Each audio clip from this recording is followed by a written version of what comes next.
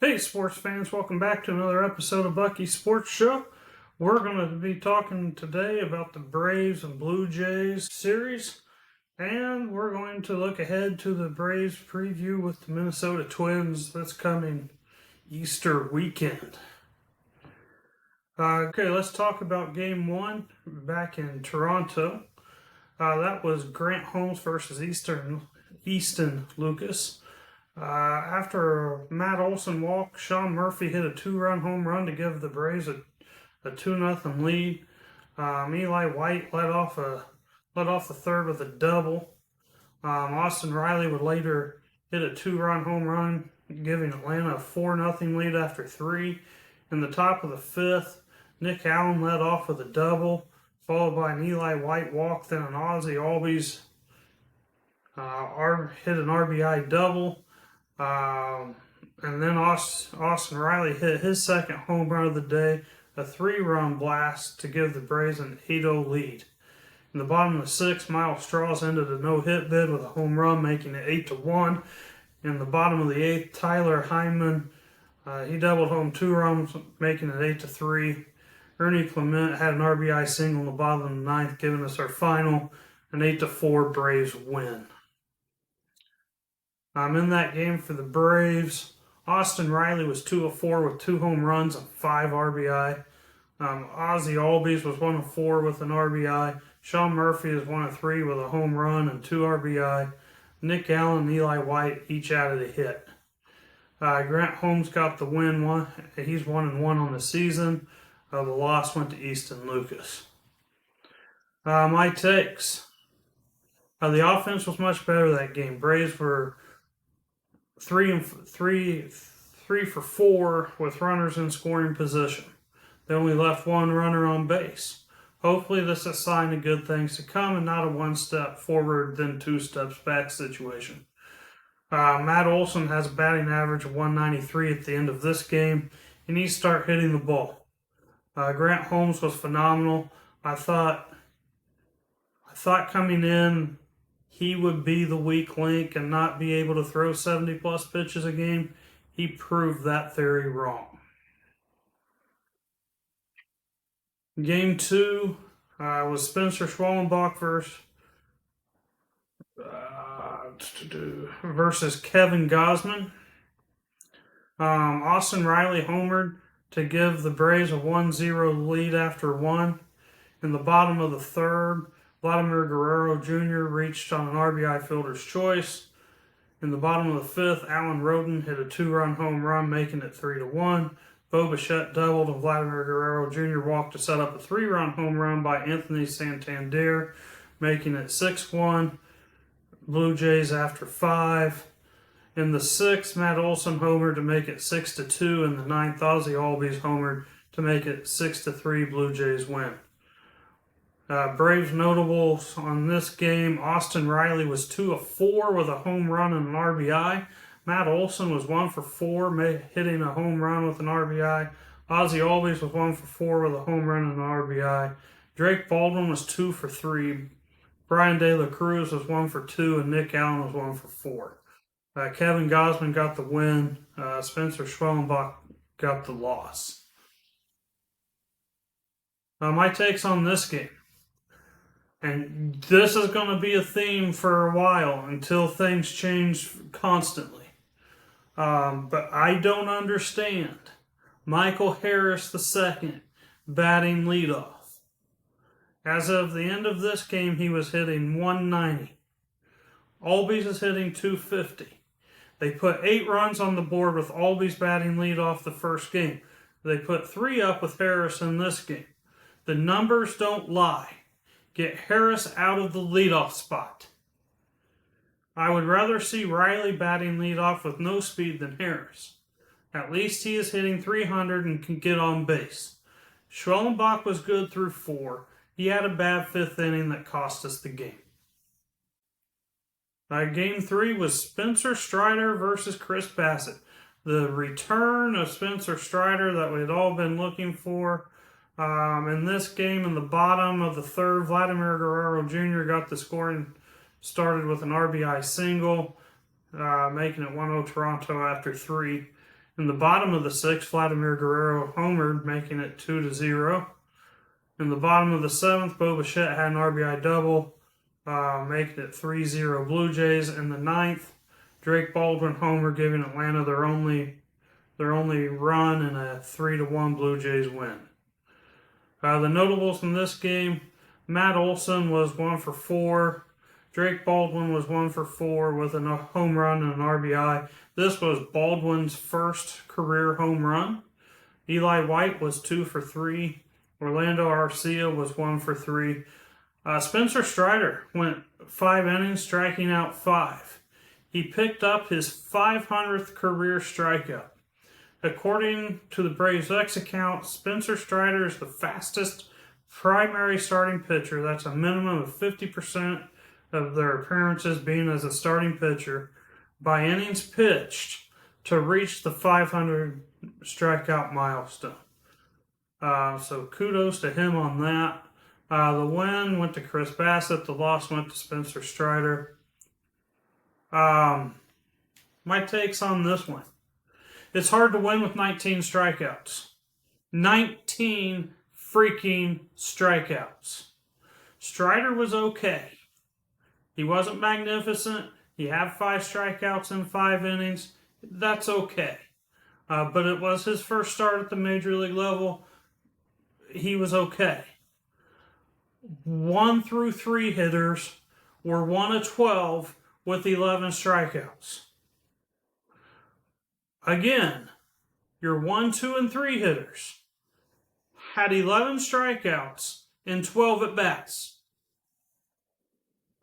But we think it's a great idea for Michael Harris II to be leadoff when he's going 0 for 4 with 4 strikeouts. Series takeaway. In the one game that Ozzie Albies was leadoff, the Braves won 8-4. Michael Harris II was 0 for 11 with 5 strikeouts on the series. What the hell makes Snicker think that this is a good leadoff option? Does he like the 179 average at the top of the order? I sure don't. Albies only struck out 1 time this series.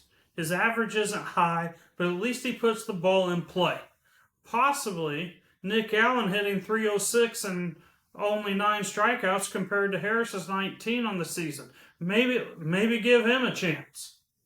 But nothing will change until the leadoff hitter does. Braves will not win until Harris II's out of the top of the order. He doesn't get on base. He doesn't set the table for Riley and Ozuna and Olson and whoever else is following behind. He's not a table setter. He can't get on base right now. It's got to change. And then everyone else seems to be swinging for extra bases. Just make contact with the baseball. Singles are good. Maybe if we start hitting singles, we'll see respectable batting averages and score more runs. Not every run has to be by home run.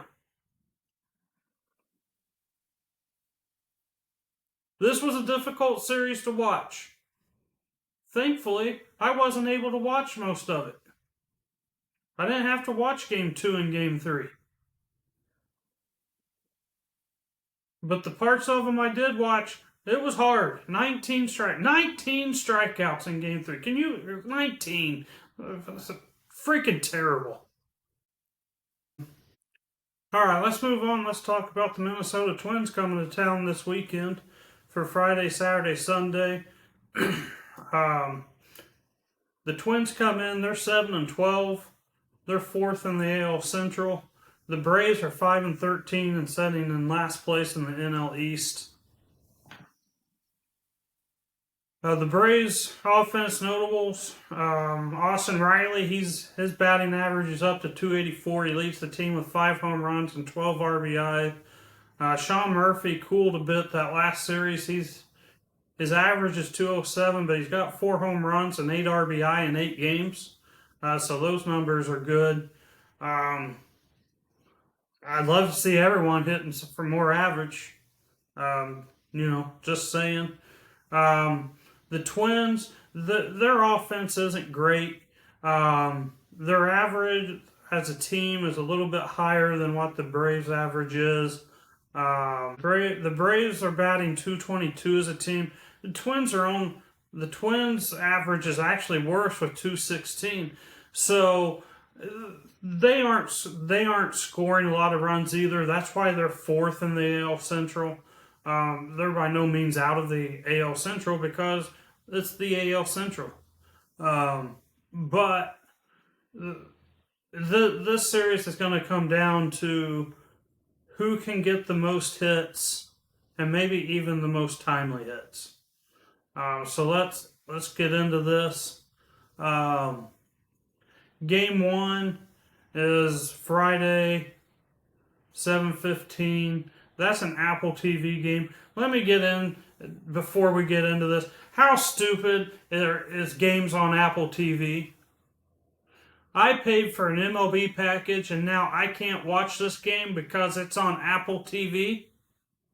Or I have to pay for another subscription to Apple TV? No. Shame on Major League Baseball for not giving people that paid for a season package the rights to see this game without Apple TV.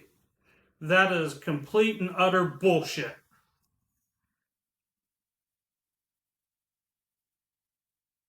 All right, now we'll get into the game. Braves pitcher is Bryce Elder. He comes in at 0-1 with a 7.20 ERA and 7 Ks. In his start against the Dodgers, the Braves were up 5-3. He did what he needed to do. Bullpen blew his lead. In his start against the Rays, he just wasn't good. He just wasn't good. The Twins pitcher Chris Paddock, he comes in at 0-2 with a 9.49 ERA and 9 Ks. He was dreadful in his opening start against the White Sox, giving up 9 earned runs. In his start against the Astros, he left with the lead, and that was blown by the bullpen. In his start against the Tigers, he only gave up 1 earned run, but his offense didn't score. So really, the game against the Tigers was probably his best game. But when your offense doesn't score for you, if you just give up 1 run, that's all it takes to get a loss, unfortunately. My game prediction, I like the Braves in this game. It'll be Elder's first start at home. Paddock's one road game was against the White Sox. That didn't go well. There's guys that struggle on the road. We'll see if that one game was a fluke, or we'll see if he just struggles on the road. But I think the Braves come back and take game one after a day off. Game two is Saturday at 7:15. Braves pitcher is Chris Sale. He comes in at 0-2 with a 6.63 ERA and 24 Ks. Sale has not been good this year. His first start against the Padres was his best so far. He did not have the lead in that game. He did have the lead in that game, and the bullpen blew it. In his start against the Phillies, the Braves won that game, but they had to come from behind, and the bullpen didn't allow for Philadelphia to score. He did look better against the Rays, but that isn't saying much. Twins pitcher is Simeon Woods Richardson. He comes in at 1-1 with a 4.3 ERA and 16 strikeouts. In his first start against the White Sox, he left the game behind, forcing his offense to get a come-from-behind win, which they did. In his loss against Kansas City, it would have been worse, but he was able to get out of a couple jams with the Royals leaving 6 on base against him. In his last start against Detroit, he was good, getting a win and only allowing 1 earned run. My prediction in this game, I think the Twins win this game. Braves have still not won back-to-back games and are struggling with a struggling Sale on the mound. There is no reason to believe that they will win this game whatsoever. Sale's just not good. He's not good this year. At some point, he'll come out of it, But I didn't see any evidence of him being close to that in his last start. Sunday, Easter Sunday, 1:35 start. But the Braves pitcher's Grant Holmes. He comes in at 1-1 with a 3.78 ERA and 15 strikeouts. He struggled in his first start against the Dodgers. In his second start, he didn't give up a run against the Phillies. In his last start against Toronto, he was really good. He gave up 3 earned runs in 7 2/3 innings. Had a very nice win. Very solid day. Twins pitchers, Joe Ryan. He comes in at 1-1 with a 2.45 ERA and 23 strikeouts. He has 5 starts and has given up 1 earned run or less in 4 of them. The lone game he didn't was his only loss against Houston. He has only issued 2 walks in 22 innings. I like the Twins in this game as well. Joe Ryan has been phenomenal this season. He hasn't gotten run support to allow him to win games. With the Braves bats struggling, I think he keeps them quiet. My series prediction: the Braves are batting .222 as a team. That drops to .197 as a team with runners in scoring position. The Twins' average is worse at .216, but it rises to .265 with runners in scoring position. For the Braves to have a chance, they are going to have to figure out a way to get on base. So far, they have not been able to figure that out. The Braves bullpen will have to be steady in the series and do their job. With as poorly as the Braves have been playing, I'm going with the prove it philosophy. Braves did win the Phillies series at home, and they do have a winning record at Truist. I just think the Twins win this series. For the love of God, Snitker, please get Michael Harris II out of the leadoff spot. We're begging you. That'll wrap up this episode. If you have any questions or comments or something you want me to talk about, send me an email at buckysportsshow@gmail.com, and we'll talk about that. Make sure you like, subscribe, comment, review, whatever you can do. Thanks. Enjoy the games. Go Braves, and everyone have a happy Easter.